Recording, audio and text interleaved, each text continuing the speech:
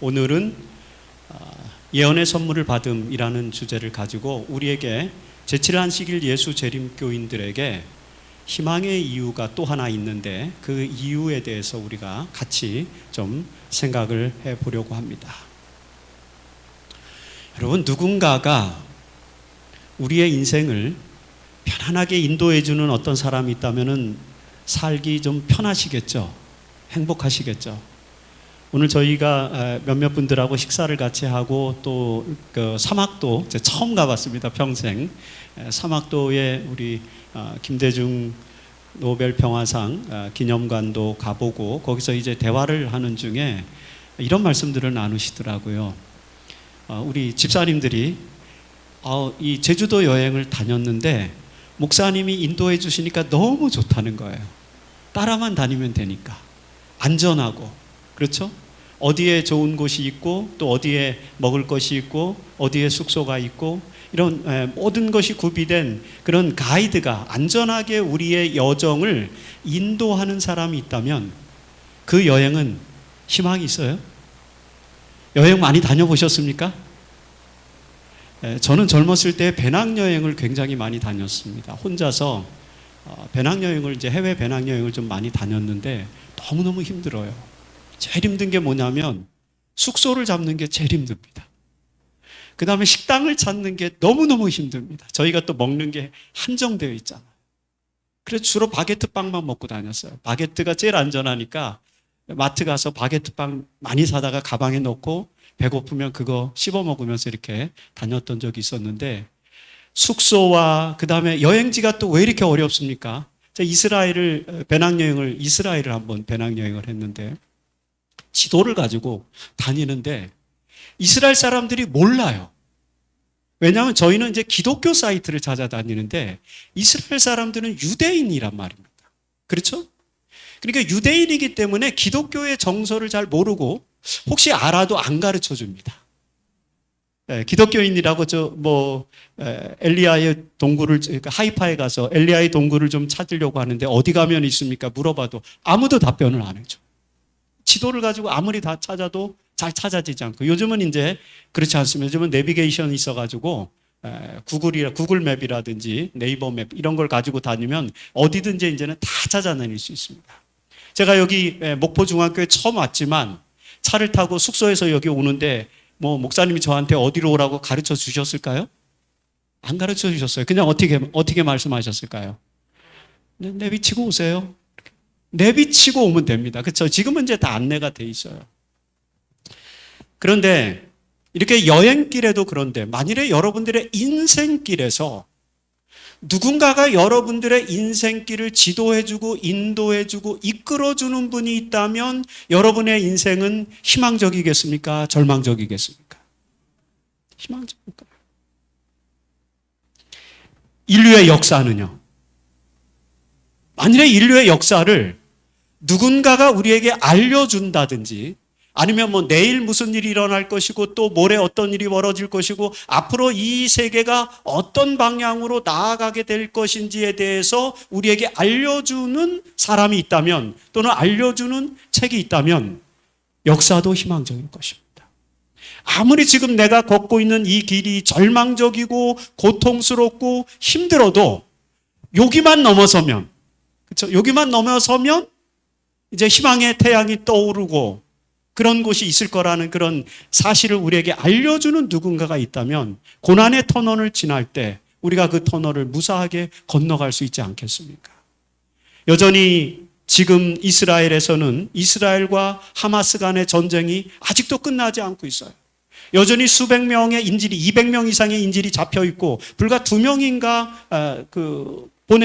보내졌고 아직도 여전히 인질들이 남아있고 또 많은 인질들이 죽어가고 있습니다.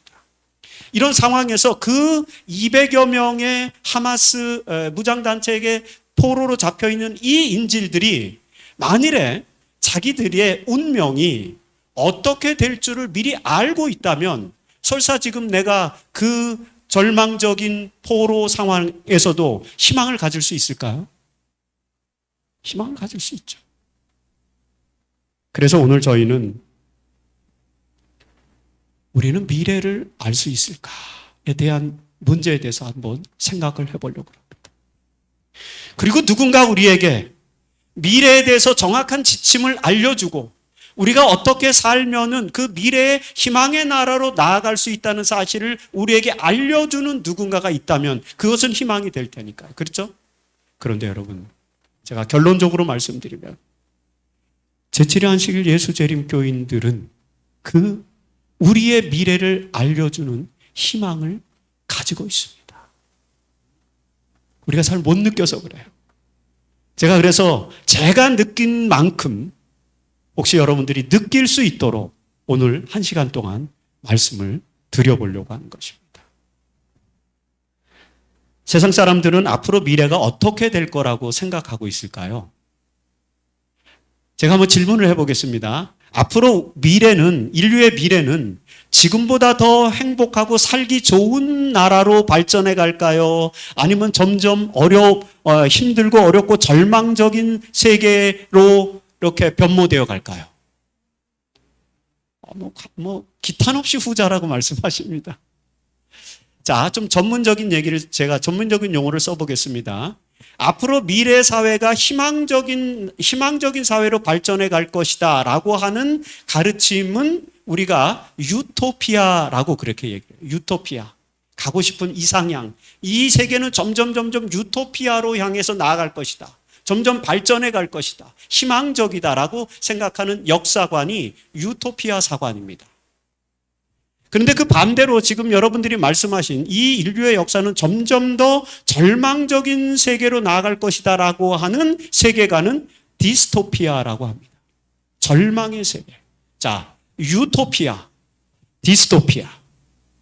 그런데 인간은 뭐를 꿈꾸죠? 우리는 무엇을 꿈꾸고 있습니까? 유토피아로 가고 싶죠. 디스토피아로 가고 싶은 사람은 아무도 없어요. 그런데 인류의 역사는 유토피아로 갈까요? 디스토피아로 갈까요? 이렇게 컴퓨터 시스템도 발전되어 있는데 디스토피아로 갈까요? 여러분 요즘 휴대폰 사용하니까 너무 편리하지 않으세요? 머리가 나빠지시면 그럴 수도 있죠. 물질 문명은 점점 발달되어져 가고 있습니까? 자동차는 점점 좋아져요? 오늘 저희가 김대중 기념관에 가서 김대중 대통령이 타고 다녔던 그 옛날 차 캐릴락 그거 봤어요? 어떻습니까? 지금 목사님이 타는 차보다 그 차가 더 좋던가요?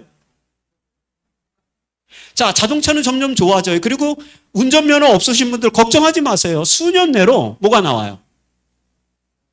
자율주행 자동차가 나옵니다. 자율주행 자동차가 나오면 우리가 운전할 필요가 있어요, 없어요? 운전할 필요가 없어요. 주차를 우리가 할 필요가 있어요, 없어요? 주차도 다 알아서 해줍니다. 이미 지금 시스템은 다 개발이 됐어요.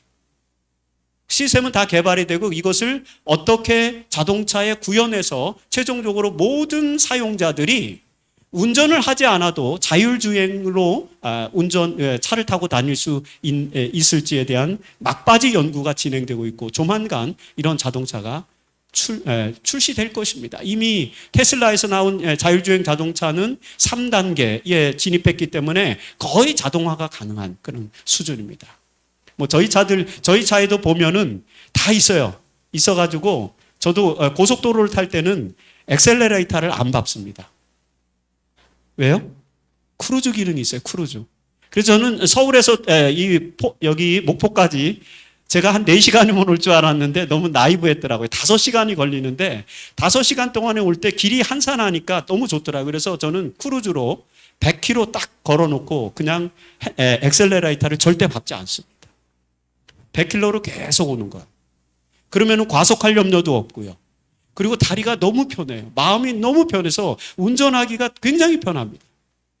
요즘 이미 자동차들이 그렇게 발전했죠. 자, 이렇게 물질 문명이 발전해 가는데 유토피아 안 됩니까? 그래도 여전히 디스토피아예요?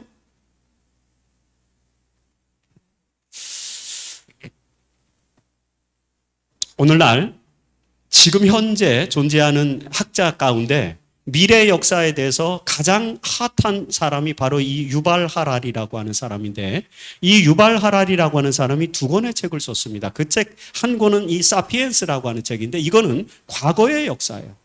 7만 년 동안, 물론 이건 진화론 역사입니다. 우리 창조론 역사하고는 좀 달라요. 이 유발 하랄이라고 하는 사람은 이 책에서 7만 년 전에 인류는 가장 열등한 존재였다는 것입니다. 여러분, 사자가 더 힘이 세요? 사람이 더 힘이 세요? 그러면 7만 년 전, 이거는 그냥 가정입니다. 7만 년 전에 우리가 총도 없고 칼도 없고 아무것도 없을 때 사자랑 사람, 인간이 싸우면 누가 이겼을까요? 과거에는 그랬다는 거예요.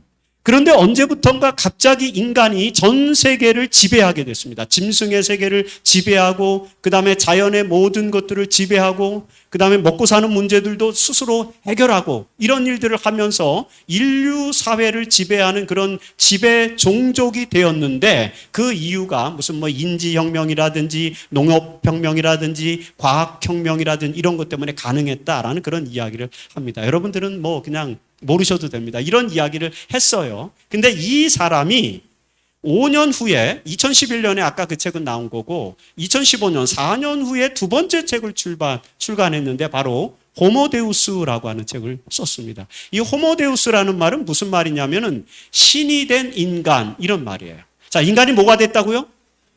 지금 인간이 신처럼 많은 것을 창조해내고 있습니까? 굉장히 많은 물질들, 굉장히 많은 것들을 만들어내고 있죠. 하나님은 자연의 세계를 창조했죠. 맞습니까? 인간은 무슨 세계를 만들었을까요? 인간은 사이버 세계를 만들었어요.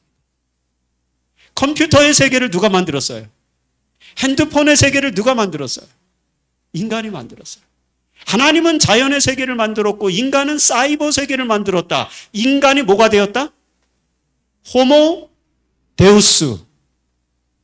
우리 오늘 이 집회 참석하신 분들은 되게 유식해졌어요. 호모 데우스를 우리가 이제 아는 것입니다. 근데 이 책의 조그만 소 제목이 뭐예요? 미래의 역사라고 하는 것입니다.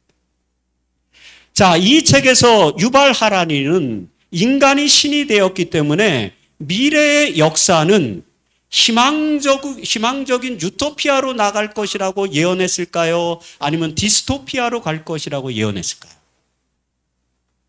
그냥 뭐 정답을 말씀하실 필요는 없습니다. 추측을 하시면 됩니다. 뭐 그런 걸 별로 얘기하지 않았지만 어떨 것 같아요? 유토피아를 이야기했을 것 같죠.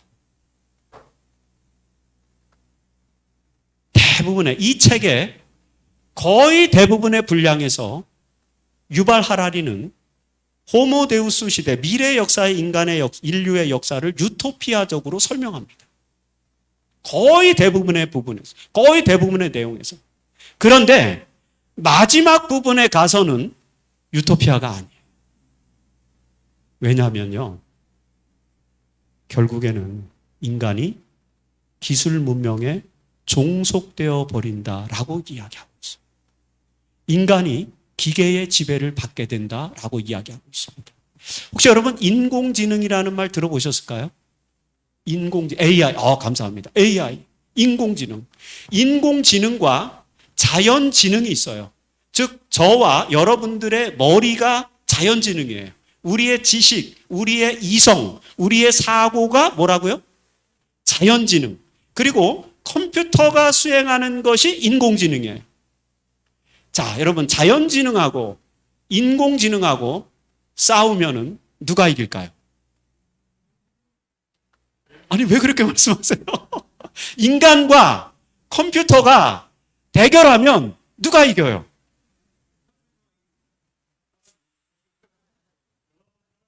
자, 이거 보통 심각한 게 아니죠 지금. 이게 그렇죠. 이게 2000년대가 되기 전까지는 아무도 인공지능이 자연지능을 능가할 거라고 생각을 안 했습니다. 그런데요, 1997년에 체스 선수가, 체스 세계 1등, 1인자가 인공지능하고 체스를 뒀는데 누가 이겼어요?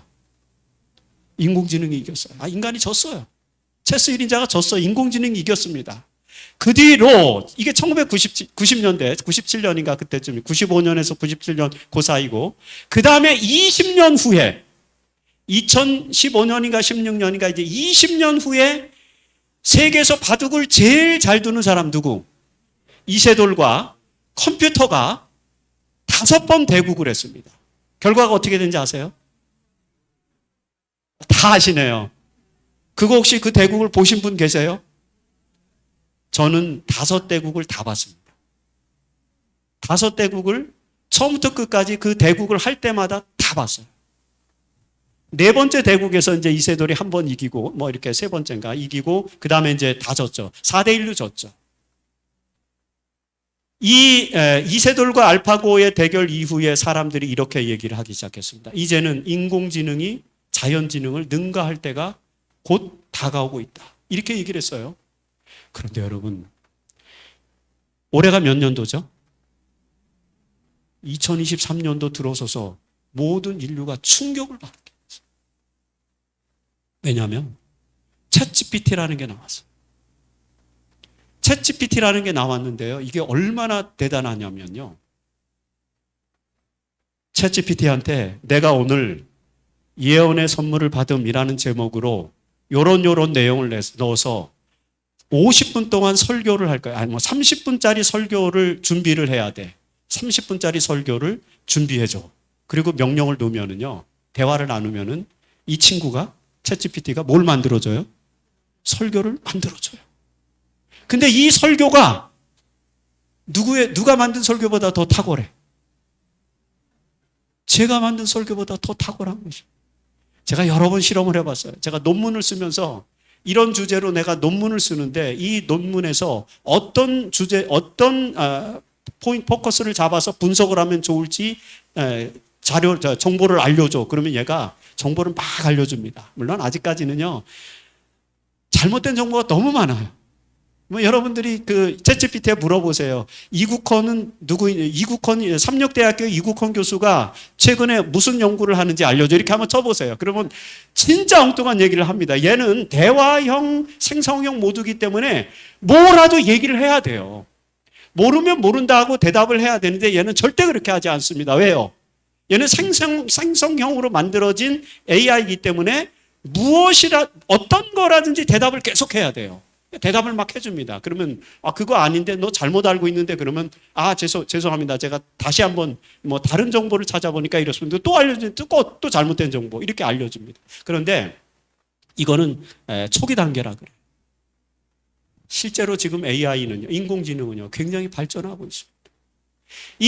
유발 하라리가 미래의 역사에 대해서 이 이야기를 하는 거예요. 그래서 이제는 지금까지는 우리가 하나님이 창조하신 자연이 지배하는 사회에 의해서 인간이 살아갔는데 앞으로는 인간이 만들어낸 사이버 세계와 인공지능의 세계에서 살아가게 될 거다. 그러면은 어쨌든 그 인공지능은 누가 만든 거니까? 사람이 만든 거니까 호모데우스, 여전히 사람이 지배한다고 생각을 해요. 어느 정도의 기간까지는. 그런데 그 순간이 넘어서면 그다음부터는 인공지능 스스로 이게 머신러닝과 딥러닝 이런 아주 첨단의 기술을 활용해서 이 인공지능이 스스로 생각하고 스스로 사고하고 스스로 분석하고 스스로 판단해서 인간 사회를 지배한다고 얘기합니다. 마지막 부분에 가서.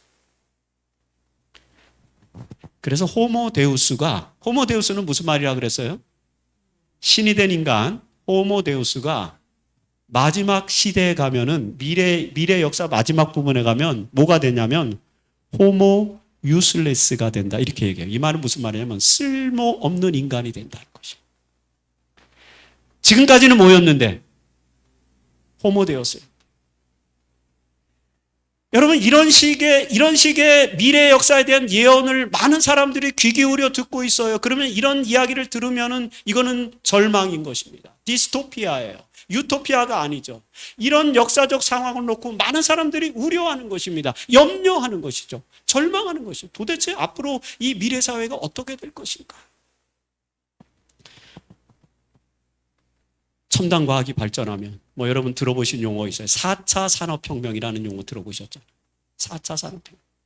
인공지능이 사물 인터넷이 지배하는 사회.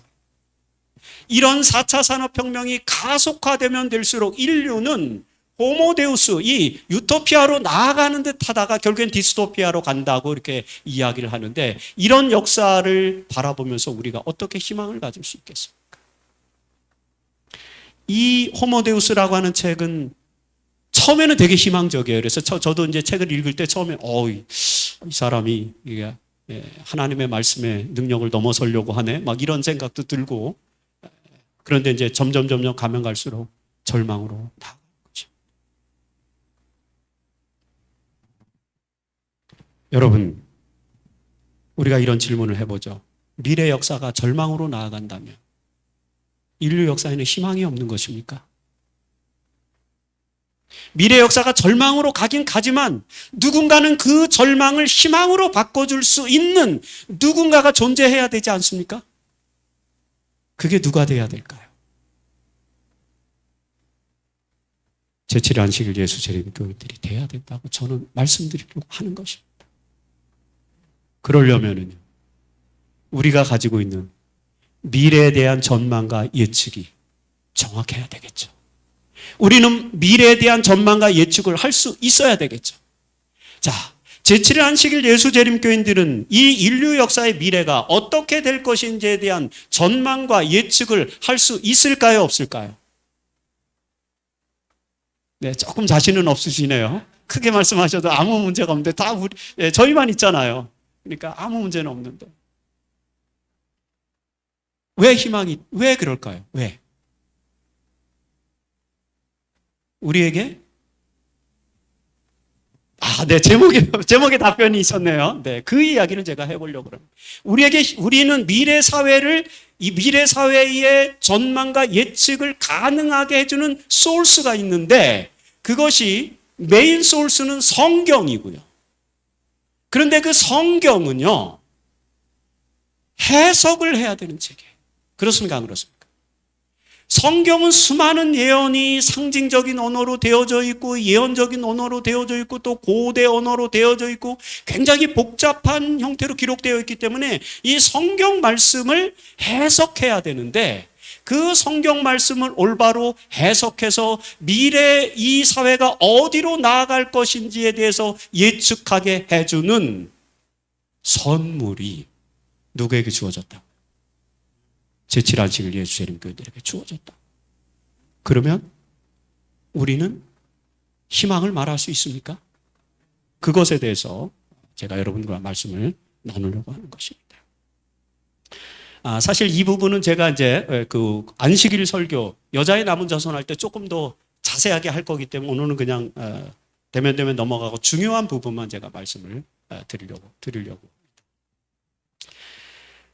여러분, 성경에 요한계시록 12장에 보시면은요, 12장을 보면 인류 역사가 어떤 하나의 특정한 주제를 토대로 해서 파노라마처럼 쫙 기록되어 있어요. 정말 그냥 세계 역사를, 우주의 역사를 시작부터 종말까지를 이해하려면 여러분들은 어디서부터 책을 읽으시면 되냐면 요한계시록 11장 19절부터 요한계시록 14장 12절까지만 읽으시면 됩니다. 제7 안식일 예수 재림교회가 태동하게 된 굉장히 중요한 이유는 뭐냐면 요한계시록 11장 17절부터 요한계시록 14장 12절까지의 이 예언의 역사를 미래 전망 속에서 해석할 수 있는 능력, 정보를 하나님께로부터 받았기 때문입니다. 왜냐하면 이 부분에 인류 역사의 과거와 현재와 미래가 굉장히 예언적 언어로 기록이 되어 있어요. 그래서 여러분, 그 부분만 우리가 잘 알면은 미래를 예측할 수 있는 힌트를, 영적인 정보를 발견할 수가 있습니다. 그런데 그 역사, 그 계시록 12장의 역사가 4단계의 역사가 나오는데 그것은 저희가 이제 토요일 날, 안식일 날 자세하게 설명을 드리도록 하고, 그 4단계가 전부 다 과거에 대한 이야기고 현재에 대한 이야기가 계시록 12장 17절에 있어요. 현재에 대한 이야기. 물론 이것도 지금 현재는 아닙니다. 우리가 보편적으로 말하면 현재 진리의 19세기부터 21세기까지 우리가 살고 있는 이 시대의 이야기가 여기 있고, 그 다음에 이 이야기 이후에 계시록 13장과 계시록 14장에서 현재와 미래에 대한 내용들이 기록되어져 있습니다. 그런데 이 기록에서 굉장히 중요한 예언이 하나 등장을 합니다. 우리 한번 이 예언을 읽어볼까요? 용이 여자에게, 시작. 용이 여자에게 분노하여 돌아가서 그 여자의 남은 자손 곧 하나님의 계명을 지키며 예수의 증거를 가진 자들과 더불어 싸우려고 바다 모래 위에 섰더라. 자, 나머지는 제가 토요일 날 말씀드리고 한 가지 여기서 여러분들이 주목할 단어 하나가 있는데 그게 뭐냐면 예수의 증거입니다. 자, 예수의 증거를 가진 자들이 용과 더불어 싸우려고 바다 모래 위에 딱 서 있는 것입니다. 목포는 바다가 많으니까 바다 모래 위에 섰다. 저희가 어제 뭐 이렇게 다니다 보니까 저기가 무슨 도라 그러죠? 고하도? 네, 고하도에 보니까 거기 뭐가 있더라고요. 거기다 용을 왜 만들어 놓은 것입니까? 거기다가? 그 용이 거기 서 있고, 그 다음에 목포중앙교회 여자의 남은 무리들이, 남은 자손이 여기 서 있는 거지. 용과 여러분들이 싸우는 뭐 이런 구도가 거기 있나? 제가 이제 그걸 보면서 도대체 여기다 용을 왜 세웠지? 뭐 이렇게 생각하면서 이제 그런 생각을 하는데, 용은 하나님을 대적하는 세력이죠. 사탄이잖아요. 사탄의 세력과 여자의 남은 자손이 싸우는데 그 여자의 남은 자손이 여러 가지 특징을 가지고 있는데 그 특징 중에 여자의 남은 자손이 뭐를 가지고 있다고 여기 기록하고 있느냐면은 예수의 증거를 가지고 있다고 기록을 하고 있어요. 자, 여러분들은 잘 공부 다 하셨으니까 제가 질문을 해볼게요. 그냥 심플하게 답변하시기 바랍니다. 예수의 증거는 대언의 영이다. 어디 나오죠? 계시록 19장 10절 나오죠. 계시록 19장 10절. 옛날에는 그게 대언의 영이라고 번역이 돼 있었어요. 요즘은 바뀌었습니다. 뭐라고 바뀌었을까요? 예언의 영이라고 바뀌었어요. 개역 한글판에는 대언의 영이라고 기록되어 있었는데 개역 개정판이 나오면서 예언의 영으로 바뀌어서 어쨌든 뭐 대언의 영이든 예언의 영이든 다 그게 그건데 여러분 대언의 영, 예언의 영 이런 게 무슨 의미를 가지고 있는 걸까요? 그거에 대해서 여러분들이 생각을 해야 됩니다. 대언의 영이 뭘까요? 자, 계시록 19장 10절에 보면은 여러분들이 잘 아는 이 말씀이 지금 예수의 증거가 뭔지를 이해를 하고 그 다음에 제가 예언의 선물에 대해서 설명을 해야 되기 때문에 예수의 증거가 도대체 무엇인가를 이해하려면은 계시록 19장 10절을 읽어야 됩니다. 그렇죠? 그래서 우리가 다시 읽어봅니다. 계시록 19장 10절 나는 시작 나는 너와 및 예수의 증거를 받은 내 형제들과 같이 된 종이니 삼가 그리하지 말고 오직 하나님께 하라. 예수의 증거는 예언의 영이라. 여러분 이게 이해 가세요? 솔직하게? 예언의 영 뭐라는 말이지? 이게 예언의 영. 예수의 증거는 예언의 영이다. 전에는 대언의 영이라고 그랬는데 예언의 영. 근데 여러분 이게 영어로는 또 뭐라고 쓰였냐면 Spirit of Prophecy라고 돼 있어요. 그걸 Spirit of Prophecy를 또 우리가 뭐라고 번역했어요? 예언의 신이라고 번역했어요. 왜 이렇게 번역했을까요? 여러분 화이트인의 글을 우리가 보통 뭐라고 말하죠? 예언의 신이라고 말해요. 왜 이걸 예언의 신이라고 말하죠? 이것 때문에 그러는 거예요. 자, 제가 이유를 말씀드리겠습니다. 1950년대에 나온 개역 한글판 한글 성경. 무슨 판? 개역 한글판. 지금 우리는 개역 개정판을 갖고 있는데 개역 한글판 한글 성경에 1950년대에 나온 한글 성경에는 여기 예수의 증거라고 되어 있는 이 부분이 영어로는 Spirit of Prophecy니까 뭐라고 번역해놨냐면 예언의 신 이렇게 번역해놨어요. 뭐라고 번역해놨다고요? 1950년대판 개역 한글판 한글 성경에 보면 여기가 뭐라고 돼 있다고? 예언의 신. 그래서 우리가 예언의 신이라고 말하는 거예요. 그런데 1980년대 나온 개역 한글판 개정본에는 요게 예언의 신이 아니라 대언의 영 이렇게 번역돼 있어요. 대언의 영 이렇게. 그러다가 다시 이제 이 개역 개정판이 나오면서 예언의 영이라고 바뀐 것입니다. 그러니까 자 예언의 신이나 대언의 영이나 예언의 영은 다 어떤 거예요? 같은 거예요. 그렇죠? 같은 거예요. 그런데 여러분 이 말만 가지고는 이 말이 무슨 말인지 우리는 사실 잘 이해할 수 없어요. 그런데 성경에 놀랍게도 계시록 19장 10절과 똑같은 표현이 담겨 있는 성경이 하나 있는데 그게 계시록 22장 9절이에요. 똑같은 구조로 돼 있어요. 자, 그럼 우리가 비교해서 읽어보면 되겠죠? 자, 계시록 22장 9절 또 한번 읽어보겠습니다. 시작.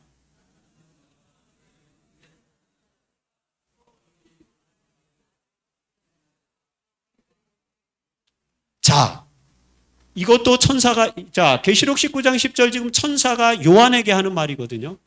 계시록 22장 19절 천사가 누구에게? 요한에게 또 하는 말이에요. 똑같은 표현, 똑같은 말을 하는데 위에서는 예수의 증거를 받은 내 형제들 이렇게 말했고 그 다음에 22장 9절에는 내 형제 선지자들 이렇게 말했어요. 그러면 예수의 증거를 받은 내 형제들이라는 표현이나 내 형제 선지자들이라는 표현이 같은 뜻이라는 얘기죠. 그래요, 안 그래요? 여러분들은 요 계시록 19장 10절을 읽으면서 예수의 증거는 예언의 영이라 이렇게만 읽었죠. 근데 예수의 증거는 선지자라 이렇게 읽을 수 있는 것이죠. 좀 어려워하시는 분들이 계세요. 우리 학생들도 어려워하는 학생들이 있어요. 그러니까 너무 염려하지 마시고 이게 이성적으로 논리적으로 정확한 거니까 그냥 이렇게 이해하시면 돼요. 결론으로만 딱 이해하시면 돼요. 어떻게 해요? 예수의 증거는 뭐다? 감사합니다. 우리는 그동안에 계속 예수의 증거는 뭐라고 계속 얘기를 해요? 예언의 신, 대언의 영, 예언의 영. 그러니까 예언의 신이 뭐지? 책을 말하는 건가? 이렇게 생각해요. 대언의 영이 뭐지? 예언의 영은 또 뭐지? 우리가 예언하는 영, 성령을 받아서 예언하는 영을 말하는 것인가요? 물론 선지자는 무엇을 받은 자들이에요? 성령을 선물로 받은 자들이에요. 그러니까 지금 예수의 증거는 선지자라는 말과 동의어로 사용되고 있다는 것이죠. 자, 그럼 우리가 다시 요한계시록 12장 17절로 돌아가서 한 번 더 읽어보죠. 그러면은 용이 여자에게 시작. 용이 여자에게 분노하여 돌아가서 그 여자의 남은 자손 곧 하나님의 계명을 지키며 그거를 뭐로 바꾸면 선지자를 가진 자들과 더불어 싸우려고 바다 모래에 섰더라. 이렇게 읽을 수가 있을까요? 없을까요? 제가 해석학적으로 무리하는 거 절대 아니고요. 신약 성서 해석학의 여러 해석 방법, 그 다음에 요한계시록이라고 하는 예언을 연구하는 그런 연구 방법에서 이 해석이 충분히 가능한 학술적 해석입니다. 선지자예요. 자, 마지막 남은 자손들은 뭐를 가져야 된다고요? 선지자를 가져야 된다. 제7안식 예수님께는 선지자를 가지고 있습니까? 그런데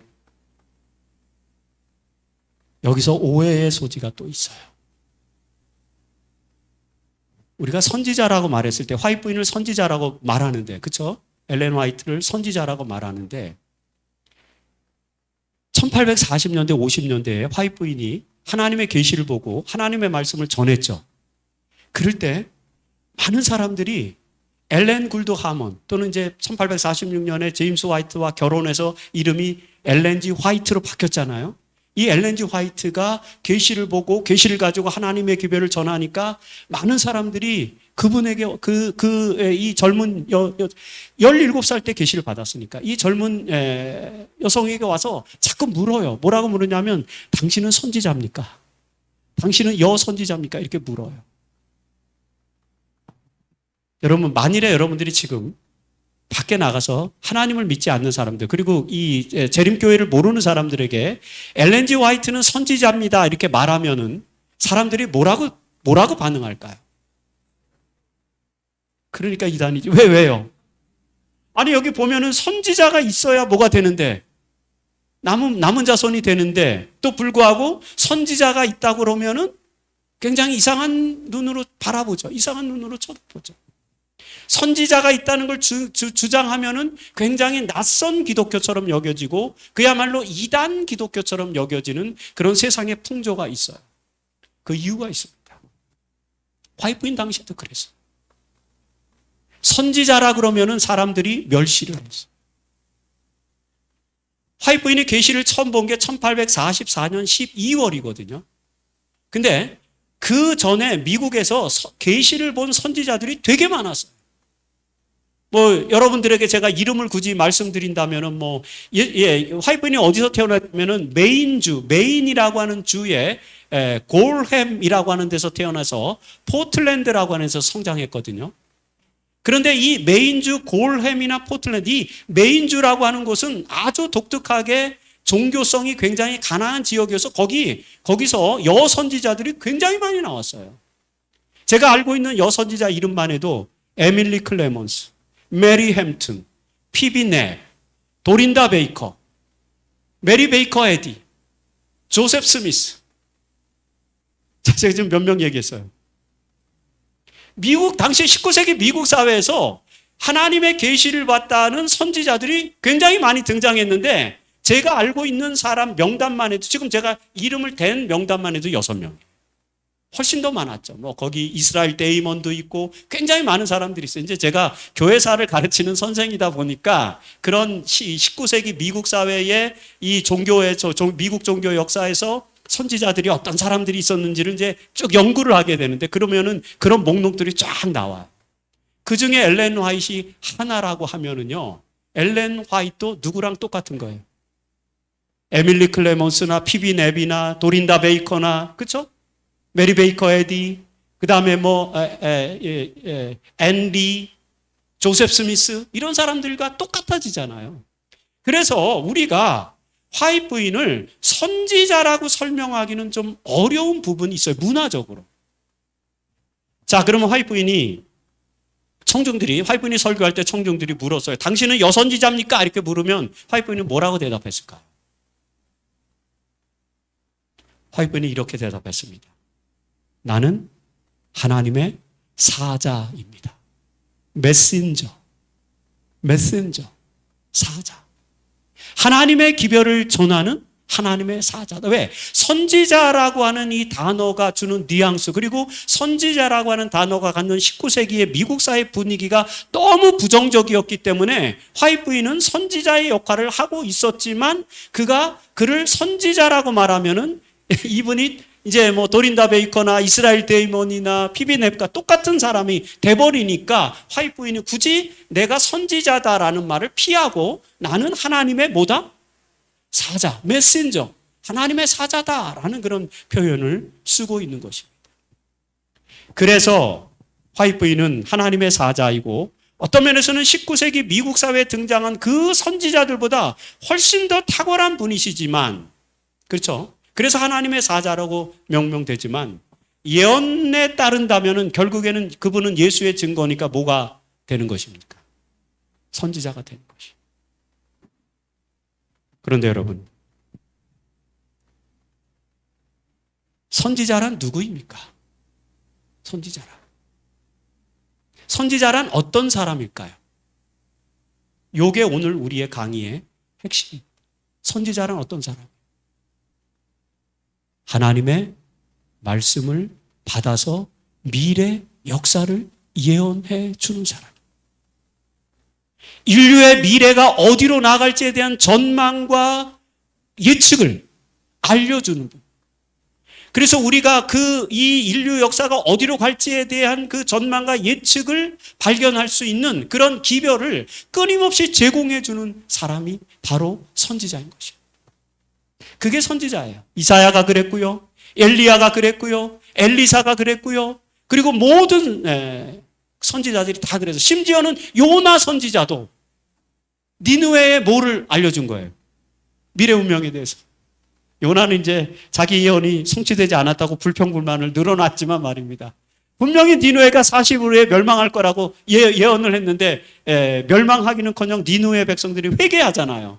그러니까 이제 요나가 하나님께 투덜투덜댑니다. 왜 나에게 40일 만에 멸망할 거라고 이렇게 알려주셨으면서 왜 예언을 바꾸십니까? 이제 이런 얘기잖아요. 그런 이야기들도 있어요. 선지자란 하나님의 기별을 통해서 미래 역사가, 이 인류의 역사가 어느 방향으로 갈지에 대해서 예측해주고 전망해주고, 그래서 하나님의 백성들이 어느 길로 나아가는 것이 올바른 삶의 길인지, 하나님의 나라로 가는 길이 어디로 놓여 있는지를 알려주는 사람이 누구라고요? 선지자예요. 그런 분이 선지자예요. 그래서 우리는 엘렌 화이트 부인이 선지자인지 아닌지를 알려면은 뭐를 파악하면 돼요? 화이트 부인이 우리에게 알려주신 그런 예언의 내용들이, 그리고 화이트 부인이 등장한 시점들이, 이런 것들이 정말 이 선지자를 지향하고 있는지에 대해서 살펴보면 되는 것입니다. 사실 우리가 예언에 보면은 이 마지막 시대에 예수의 증거, 하나님의 여자의 남은 자손이 이제 언제 등장하냐면은 1260년 이후에 이제 등장을 하잖아요. 그래서 18세기, 19세기 이때 등장하는 것으로 계시록 12장에 예언을 하고 있다면, 시점적으로. 그리고 이 선지자가 등장한, 예수의 증거가 등장할 때쯤 되면은 여기 제가 표를 하나 보여드릴게요. 여기에 보시면은 계시록 13장에 보면은 용을 대표하는 짐승들이 등장을 해요. 그래서 용과 여자의 남은 자손이 더불어 전쟁을 하는데, 용의 세력들이 계시록 13장에 두 짐승으로 나옵니다. 그 다음에 계시록 14장에는 하나님의 백성들, 이 여자의 남은 자손이 누구인지에 대한 그런 정체성이 나오는데, 그게 14만 4천이나 세 천사로 나오죠. 이 세 천사로 나오고, 세 천사의 기별이 전파될 때에 선지자가 등장하는 것으로 계시록에서는 예언을 하고 있습니다. 이것이 언제냐면 1840년대. 1840년대. 그 1840년대에 예수의 증거로 예언된 예언의 영, 즉 선지자가 등장할 것으로 그렇게 예언하고 있는 것입니다. 그래서 우리는 계시록 14장 7절부터 나오는 첫째 천사의 기별 속에서 윌리엄 밀러가 하나님의 이 예수 재림의 기별을 증거하면서, 그 윌리엄 밀러의 재림운동이 실패한 이후에 선지자가 등장하는 모습을 목격하게 되잖아요. 여러분들이 이 역사적 정황들은 다 알지 못한다 할지라도 아주 정교하게 계시록 11장 17절부터 계시록 14장 12절까지의 내용들을 분석을 해보면은 1840년대에 일어나는 역사적 과정 속에서 선지자가 등장하는 내용들을 자세하게 기록을 해주고 있습니다. 밀러는 재림운동을 전했어요. 이 밀러의 재림운동의 핵심 기별은 뭐냐면은 여기 계시록 14장 7절에 있는 바로 이 말씀, 하나님의 심판하실 시간이 이르렀다는 것입니다.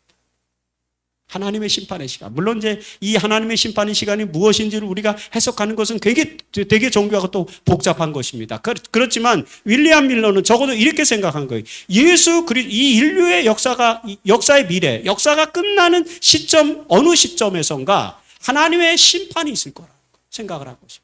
그래서 그 하나님의 심판이 도래하는 때는 예수님이 재림하는 때가 아닌가라고 생각을 했는데, 다니엘 8장 14절에 보니까 성소가 정결케 되는 때가 2300주야 때까지.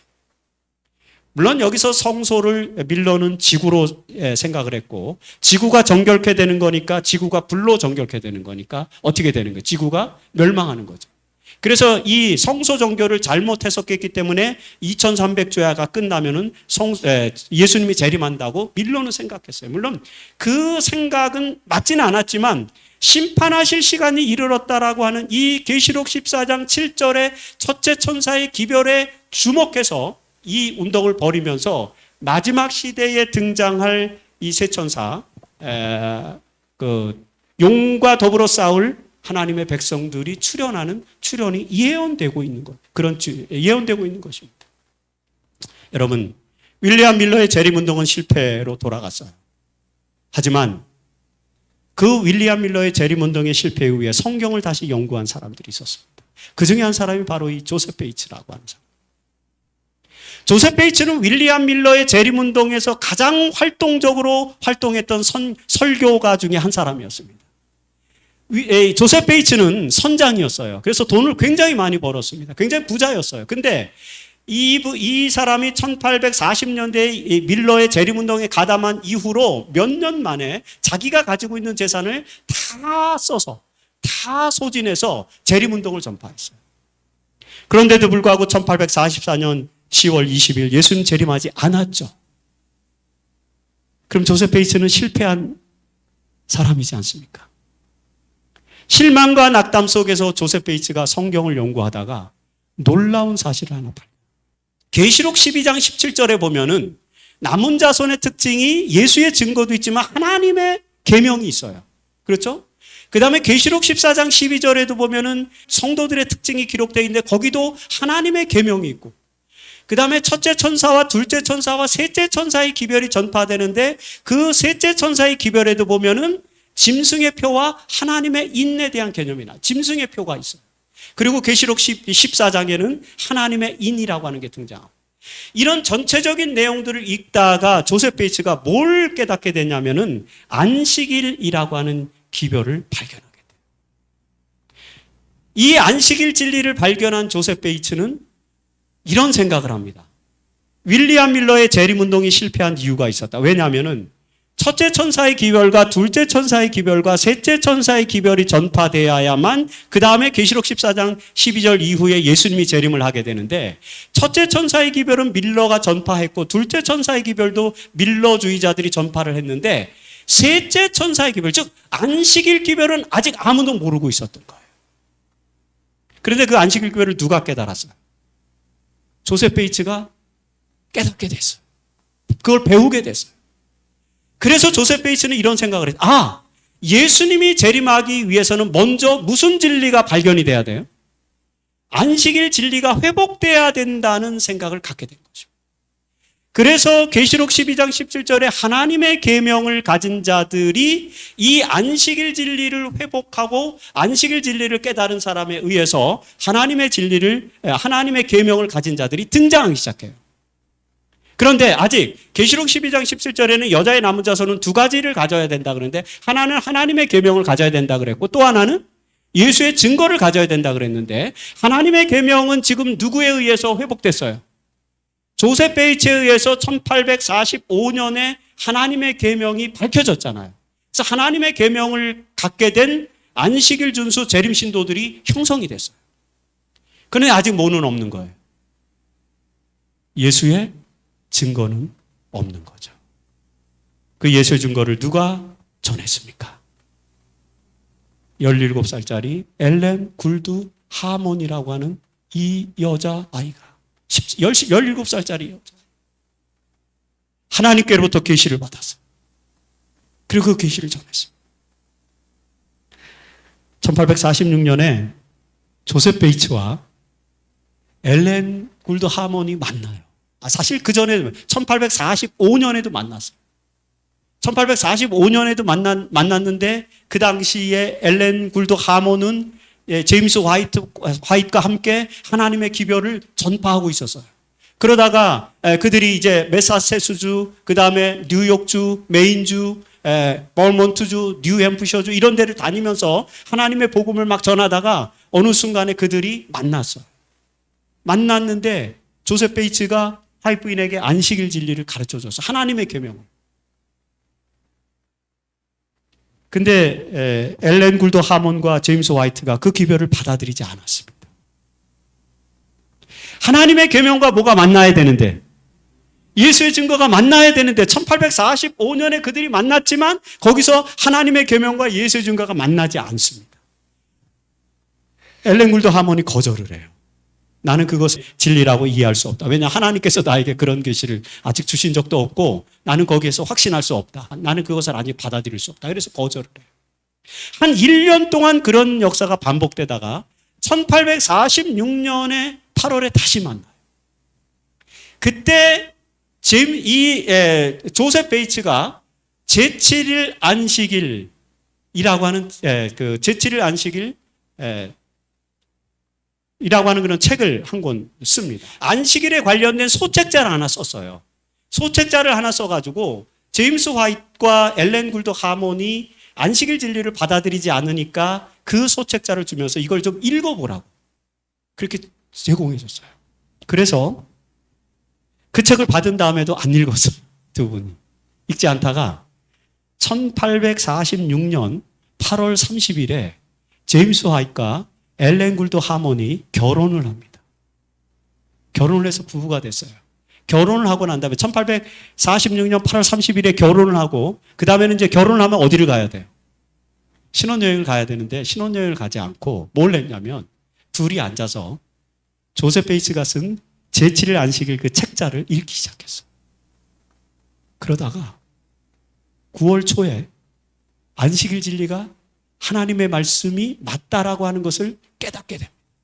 그래서 드디어 1846년 9월에 조셉 베이츠의 안식일 진리와 그 다음에 엘렌지 화이트의 예수의 증거가 어떻게 돼요? 만나게 되죠. 만나게 되면서 그들이 사바테리안 애드벤티스, 안식일을 준수하는 재림 신도들을 구성하고 그들이 1860년에 제7일 안식일 예수재림교회라는 이름을 갖게 되고 그들이 1863년에 제7일 안식일 예수재림교회 대총회를 조직을 합니다. 그러면서 드디어 계시록 12장 17절에 예언된 하나님의 계명과 예수의 증거를 가진 자들이 예수의 여자의 남은 무리가 형성되는 그런 역사가 만들어지게 됩니다. 그런데 오늘 이 시간에는 저희가 마지막 슬라이드 이 부분에 대해서 집중을 해야 됩니다. 뭐냐면은 정말로 엘렌 화이트이 선지자인가? 라고 하는 거예요. 자, 아까 제가 선지자는 어떤 사람이라고 말씀드렸어요? 하나님의 기별을 받아서 인류 역사의 미래를 예측하고 전망하는 사람이 누구다? 선지자다. 그러면 화이트 부인의 말씀, 그리고 엘렌 G 화이트이 기록된 그 모든 기록들, 그리고 엘렌 G 화이트이 가르친 모든 가르침들, 엘렌 G 화이트이 설교한 모든 설교들에는 이 인류 역사의 미래에 대한 전망과 예측이 들어있어야 되잖아요. 그런 게 있을까?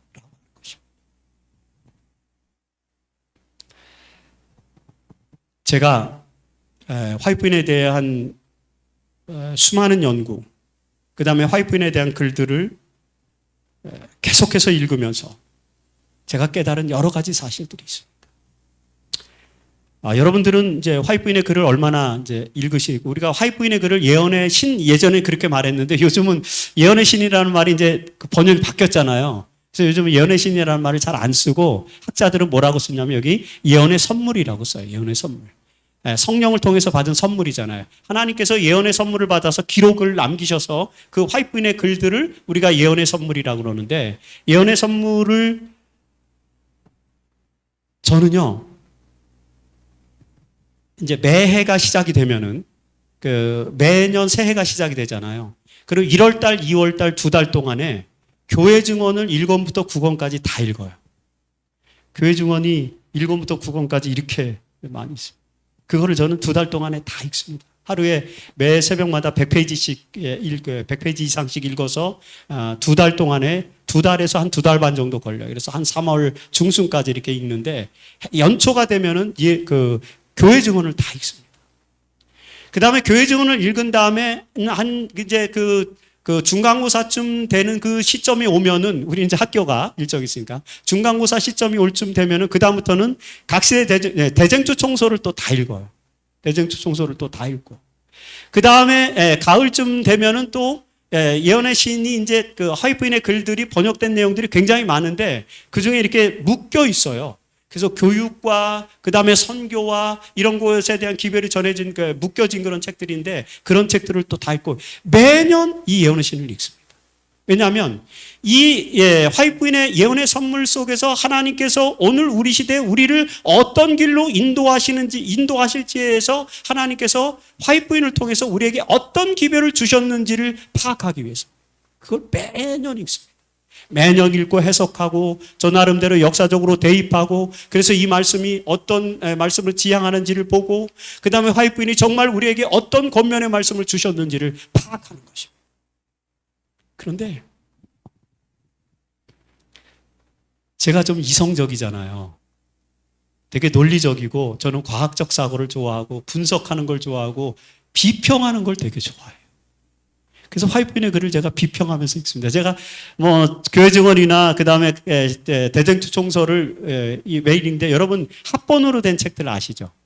이렇게 합본으로 묶여져서 나온 시리즈들 있잖아요. 저는 그거를 읽는데 읽으면서 어떻게 하냐면 다 메모를 해놓습니다. 주석을 해놔요, 제가. 우리 학생들에게 가르쳐야 되니까 또 주석을 거기다 이렇게 달아놓고 주석을 다는데 그때마다 비평적 시각으로 주석을 해놓습니다. 화이트인이 이 말씀을 왜 하셨지? 무슨 배경 때문에 하신 거지? 이거 누구에게 하신 말씀이지? 요걸 말할 때 역사적인 배경은 19세기 미국 사회는 어떤 일이 있었지? 그런 것들을 다 코멘트. 예를 들어서 노예 해방에 대한 노예들에 대한 이야기를 하게 되면은 왜 화이트인이 노예에 대해서 좀 더 노예에 대한 메시지를 왜 이렇게 말씀하셨을까? 이런 것들을 거기다 다 표기하면서 읽는 것입니다. 그런데 여러분 놀라운 것은 그분이 초등학교 5학년밖에 안 나왔잖아요. 초등학교를 졸업하지 않으셨어요. 사고로 인해서 더 이상 학교를 다닐 수 없었어요. 글을 잘 쓸 수 있었을까요? 없었을까요? 초등학교 5학년밖에 안 나왔는데 글을 쓸 수 있었을까요? 없었을까요? 하나님께서 계시를 주면 그 계시를 써야 되는데 초창기에는요 문법이 안 맞아갖고 제임스 화이트가 다 고쳐줬어요. 문법이 잘 안 맞으니까. 그런데요 그렇게 기록한 책이 돌아가실 때까지 약 한 10만 페이지 정도가 넘는 글들을 쓰셨어요. 제가 박사학위를 받고 지금까지 학생들을 가르치는 학생들을 가르치고 글을 쓰고 책을 쓰고 논문을 쓰고 연구하고 그런 것만 제가 주로 하는데 제가 지금까지 몇 페이지를 썼나 계산해 보니까 뭐 5천 페이지 정도, 한 6천 페이지 정도 썼나 그러더라고요. 근데 화이트인은 초등학교도 안 나오셨는데 얼마나 썼다고요? 10만 페이지의 글을 썼는데요. 그 모든 글들의 내용이요. 하나님의 예언적 섭리가 아니고서는 쓸 수 없는 그런 글들이. 정말로 그래요.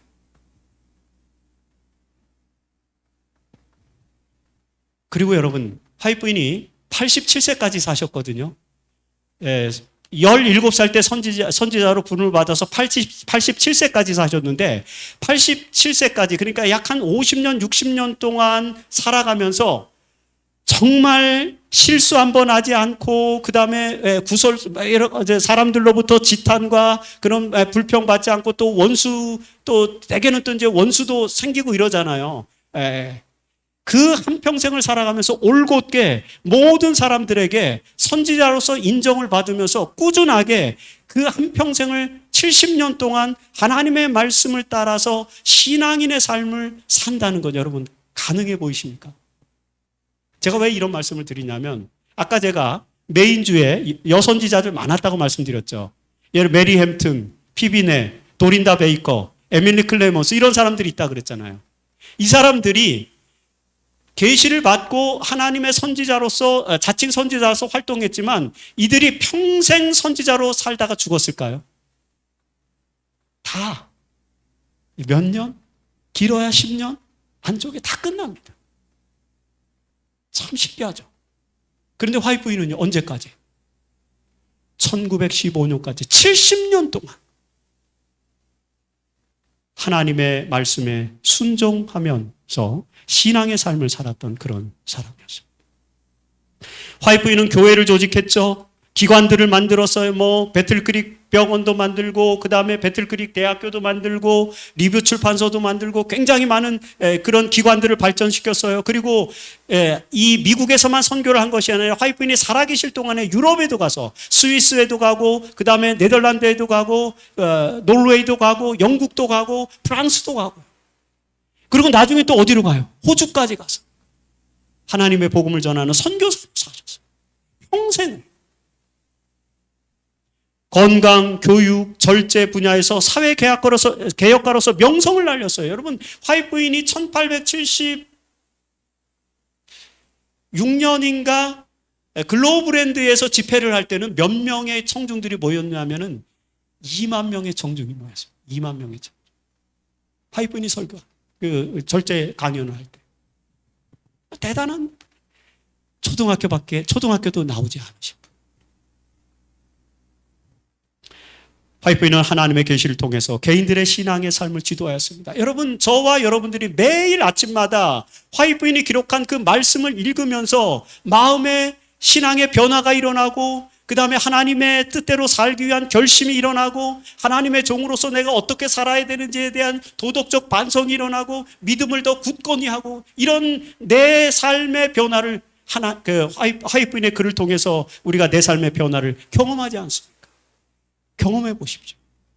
매일매일이 정말 새로운 삶으로 변화됩니다. 그리고 매일매일 하나님의 말씀에 따라서 충성스럽게 살도록 결심을 하게 만들어줘요. 그 글을 읽으면은 하루가 투명해집니다. 오늘은 내가 좀 더 잘 살 수 있을 것 같아. 성공하는 삶을 살 수 있을 것 같아. 믿음의 성공을 이룰 수 있을 것 같아. 무엇이 그렇게 만들어준다고요? 화이트인의 글이에요. 왜요? 그분의 글은 그분은 선지자였기 때문에 그런 것이죠. 그래서 저는 적어도 제가 역사를 연구해보고 그 다음에 화이트인의 생애를 연구해보고 그리고 그분이 쓴 글들을 매일같이 읽으면서 제가 느끼는 하나의 확신은 엘렌 G. 화이트는 분명하게 예수의 증거였다. 선지자였다. 그분은 스스로 나를 선지자라고 말하지 마라. 나는 하나님께서 보내신 사자라고 이렇게 말씀하셨지만 그 말에는 굉장히 깊은 의미가 있는 것입니다. 많은 사람들이 폄훼하는 그런 선지자가 적어도 아니라는 거죠. 인류 역사의 미래를 정확하게 진단하고 우리가 어떤 삶을 살아야만 하나님의 나라에 갈 수 있는지를 분명하게 알려주는 분이 화이트인이십니다. 그분의 글이 그런 역할을 하는 것입니다. 그래서 사랑하는 여러분들이시여, 제7일 안식일 예수재림교회가 소망을 가질 수 있는 또 하나의 이유는 우리에게 예수의 증거가 있기 때문이라는 사실을 기억하게 되시기를 간절히 바랍니다. 정말 화이트인이 기록한 글들은요, 희망의 말씀입니다. 성경으로 인도하는 작은 빛이에요. 우리가 성경의 말씀을 더 깊이 이해할 수 있게 하고 성경의 말씀에 따라서 살도록 우리를 인도해주는 나침반과 같은 역할을 하는 것이 화이트인의 글들입니다. 그것을요, 체험해야 돼요. 정말 경험해야 됩니다. 진짜 이 말씀이 우리에게 살아있는 소망의 말씀이라는 사실을 깨달아야 됩니다. 하나님의 말씀으로 인도하는 작은 빛이라는 사실을 우리는 확신을 해야 돼요. 그렇게 하려면 어떻게 해야 되겠습니까? 더 많이 읽어야 돼요. 우리가 지금 화이트인의 음성을 육성으로 들을 수는 없잖아요. 그분의 가르침을 무엇으로는 읽을 수 있습니까? 책으로는 읽을 수 있어요. 하지만 연세가 드셔서 눈이 침침해서 글을 못 읽으시는 분들 염려하지 마십시오. 뭐가 있어요? 오디오북이 있습니다. 매일 아침 화이트인의 예언의 선물의 말씀을 오디오북으로 틀어놓고 들으시면서 쭉 명상을 하고 기도를 해보십시오. 그러면 여러분들의 마음속에 희망이 생길 것입니다. 왜요? 우리가 가는 이 역사의 미래가 하나님의 나라를 지향하고 있고 예수 그리스도의 재림을 향해서 나아가고 있다는 사실을 우리는 확신할 수 있기 때문에 거기가 희망의 나라이기 때문인 것입니다. 화이트인을 통해서 여러분들의 삶 속에 참된 희망의 이유, 소망에 관한 이유를 갖게 되시는 모든 분들이 되시기를 간절히 바라면서 오늘 말씀을 마치겠습니다.